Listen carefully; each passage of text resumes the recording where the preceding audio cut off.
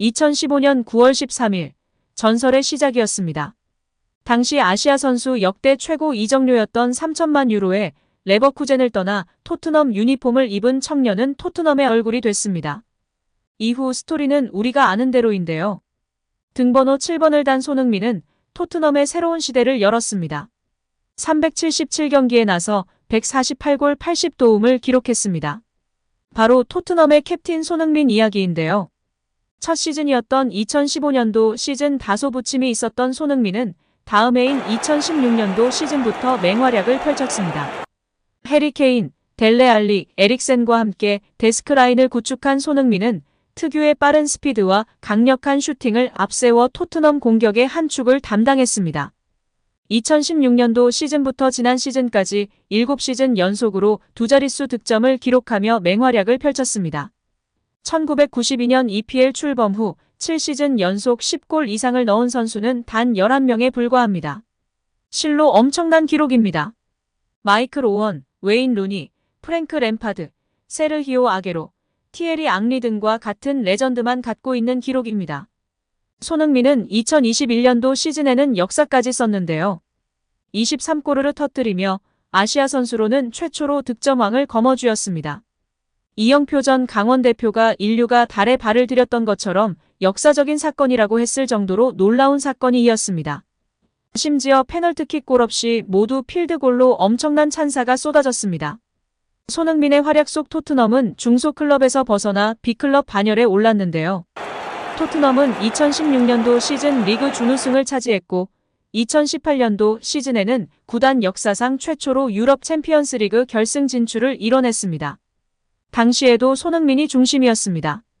토트넘은 이제 EPL에서도 꾸준히 유럽 챔피언스리그 출전을 노릴 수 있는 수준의 구단으로 성장했으나 작년 시즌에는 최악의 부진을 겪은 모습이었습니다.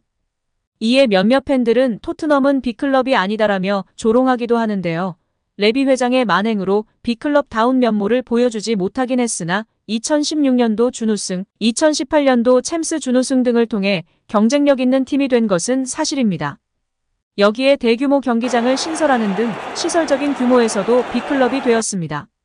8년 후 손흥민은 이러한 활약을 인정받아 토트넘의 대표로 자리매김했습니다. 토트넘 주장직에 손흥민이 임명됐는데요. 메디슨과 크리스티안 로메로는 새로운 부주장이 됐습니다. 손흥민은 역대 두 번째 한국인 EPL 주장이 됐는데요.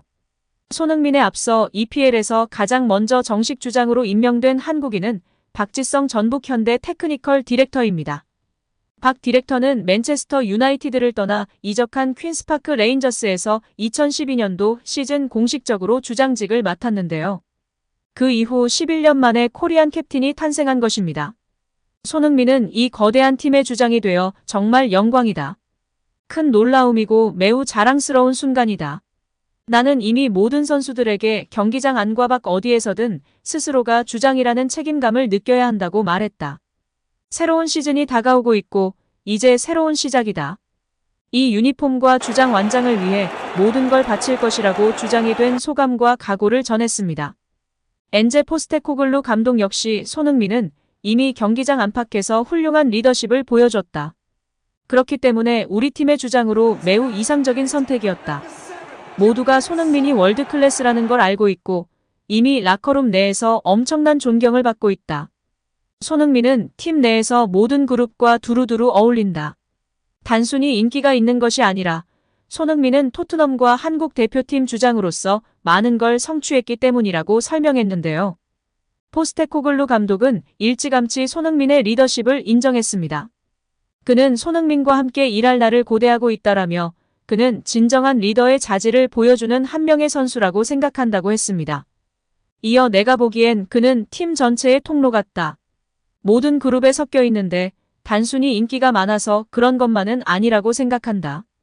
그는 경기에서 해온 일로 인해 일정한 입지를 갖고 있다며 그가 그룹에 미치는 영향력을 보는 것은 좋은 일이며 그가 조국의 리더이자 조국의 아이콘이었다는 것을 알기 때문에 그의 영향력이 크다는 것을 놀랍지 않다.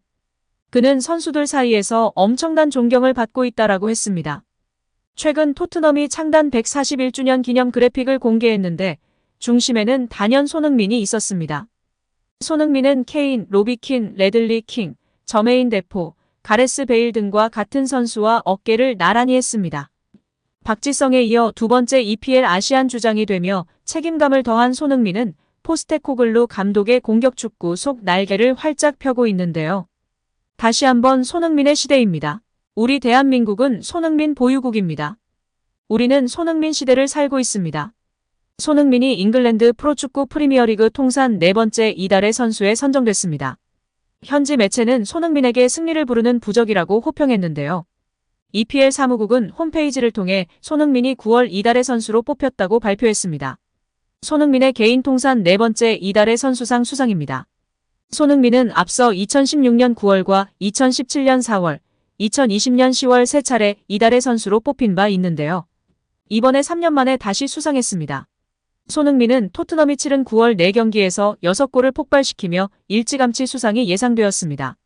통산 4번째 이달의 선수에 뽑힌 손흥민은 앨런 시어러, 티에리 앙리, 프랭크 램퍼드 등 EPL 전설들과 어깨를 나란히 했습니다. 현역으로는 브루노 페르난데스, 마커스 레시퍼드, 모하메드 살라흐와 같은 횟수인데요. 역대 공동 7위에 해당하는 상황입니다. 실로 엄청난 일인데요.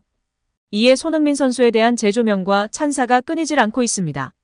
이달의 선수 역대 최다 수상은 케인, 세르히오 아게로의 7회이며 이어 크리스티아노 호날두, 스티븐 제라드가 6회, 웨인 루니, 로빈 판 페르시가 5회 수상했습니다.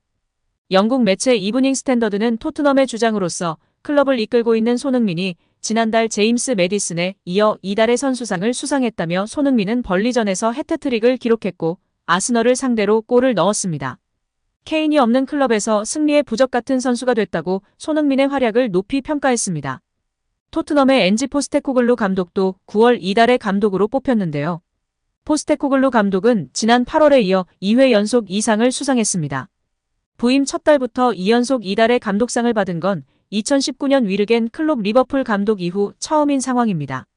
토트넘은 선수와 감독이 동시에 2회 연속 이달의 상을 받게 되며 다시금 토트넘 전성시대의 주역으로 극찬이 끊이질 않고 있습니다. 여기에 프리미어리그 공격수 중 가장 효율적인 모습을 보인 선수 1위에 손흥민이 뽑혔는데요. 바로 손흥민의 이날 볼터치 횟수가 주목받고 있습니다. 영국 풋볼 런던은 통계가 모든 것을 말해주지 않는다는 것을 증명한 경기가 있다면 아스널전 손흥민의 모습을 살펴봐라라면서 경기 결과 대신 경기의 통계와 헤드라인 데이터만 살펴봤다면 손흥민이 큰 영향을 미치지 않았다고 생각할 수도 있다고 설명했습니다. 손흥민은 이날 단 18회의 볼터치를 기록했는데요. 78분 교체 아웃된 손흥민보다 더 적게 공을 만진 선수는 없었습니다. 후반 15분 교체 아웃된 존슨을 제외하면 매디슨이 43회로 손흥민 다음으로 적은 터치를 기록했습니다. 거의 곱절이 차이가 나는데요.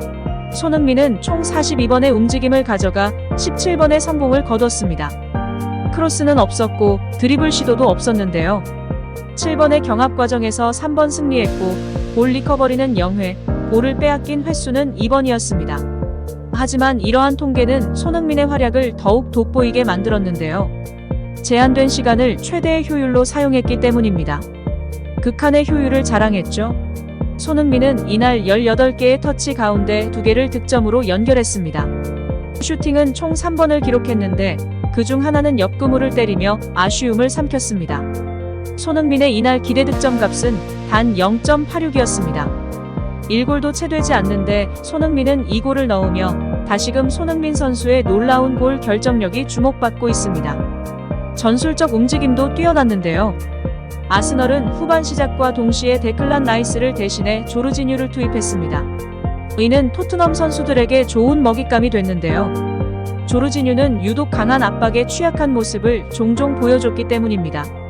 손흥민도 이를 알고 있었는데요. 손흥민은 경기 종료 후 구단과 진행한 인터뷰에서 후반전 시작하기 전에 매디슨과 이야기를 나눴다. 상대가 교체를 진행했고 미드필더에서 소유했을 때 더 공격적으로 나가기로 했다고 밝혔습니다. 이어 매디슨이 해냈고 공을 따냈고 제대로 된 타이밍에 이르지도 늦지도 않게 패스를 건넸다. 적당한 순간에 나에게 패스를 건네내 마무리가 아주 쉽게 이어지도록 도왔다라고 덧붙였습니다. 직접적으로 언급하진 않았지만 조르지뉴를 향해 강한 압박을 펼칠 것을 매디슨과 약속한 것. 이러한 전술적 움직임으로 손흥민은 2골을 뽑아낸 것입니다. 오늘 영상은 여기까지입니다. 끝까지 시청해주셔서 감사합니다. 늘 건강하시고 더 좋은 영상으로 찾아뵙겠습니다. 구독과 좋아요도 잊지 마시고 부탁드립니다. 감사합니다.